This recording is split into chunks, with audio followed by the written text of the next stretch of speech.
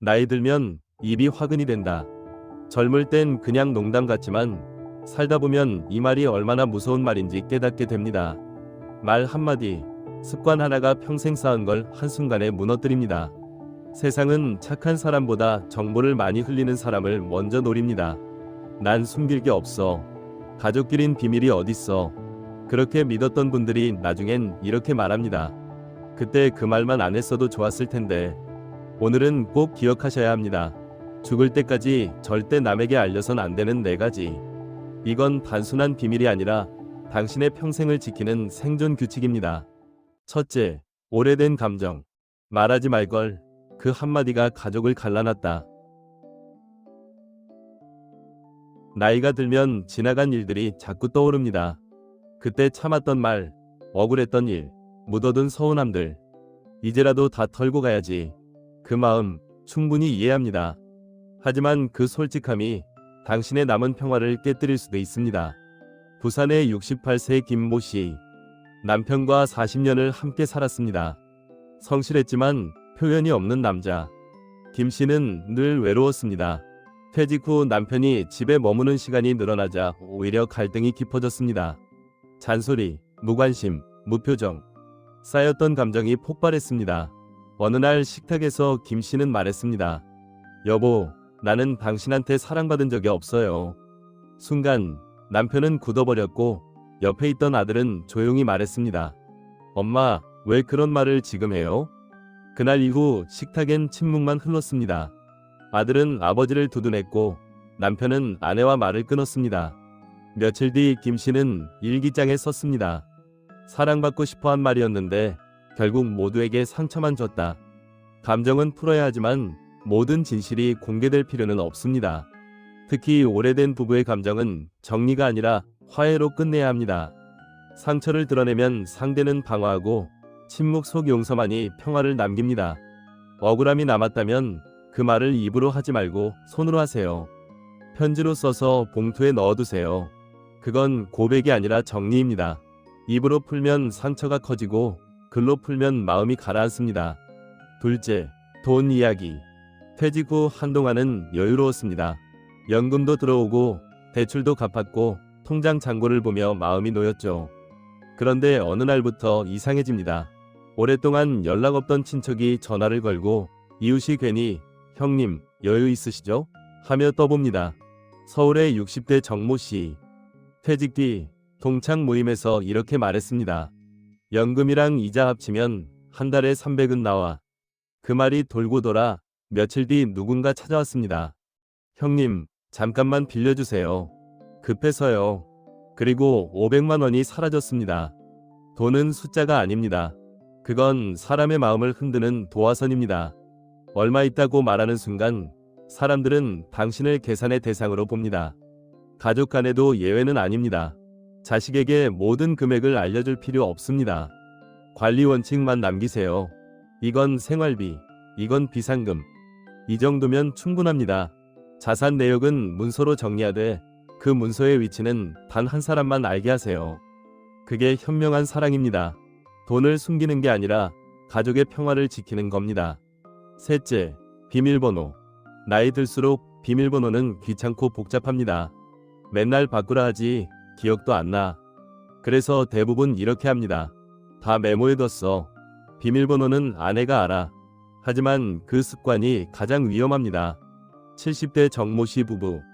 아들이 인터넷 뱅킹을 관리했습니다. 아들이니까 믿어야지. 편했죠. 몇 년 뒤 통장 잔고가 이상했습니다.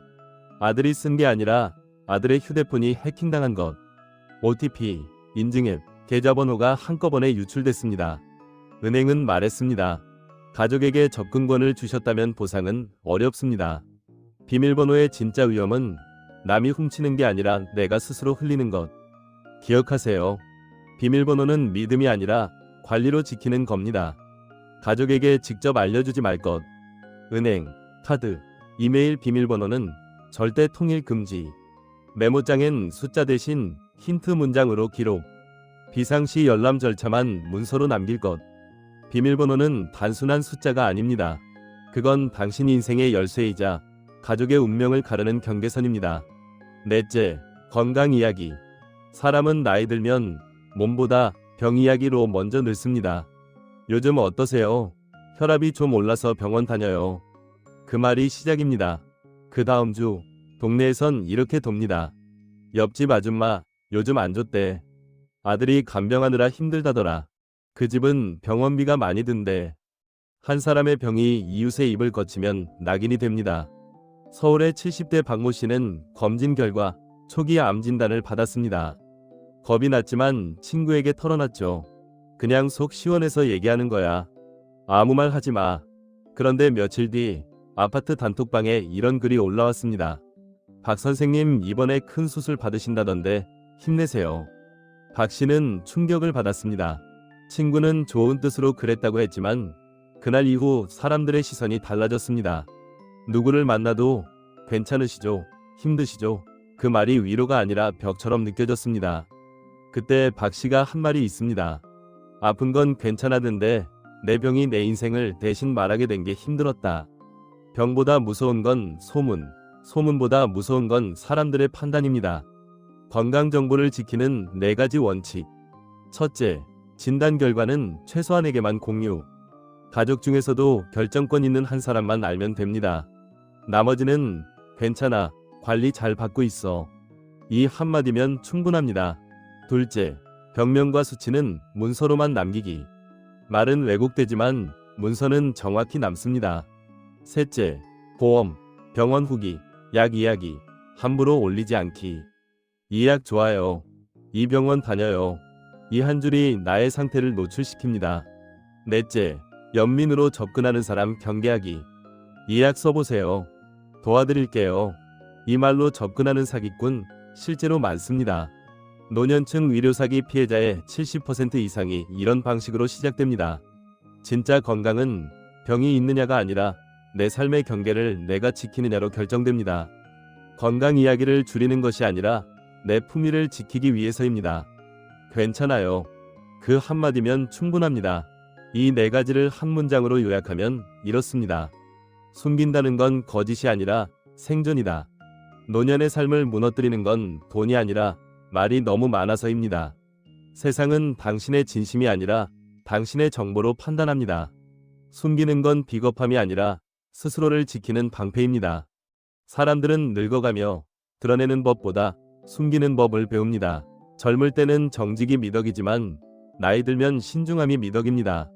모든 걸 보여주는 사람은 결국 모든 걸 잃고 필요한 것만 보여주는 사람은 끝까지 존중받습니다. 진짜 현명한 노년은 아는 만큼 말하는 사람이 아니라 말할 줄 아는 만큼 숨길 줄 아는 사람입니다.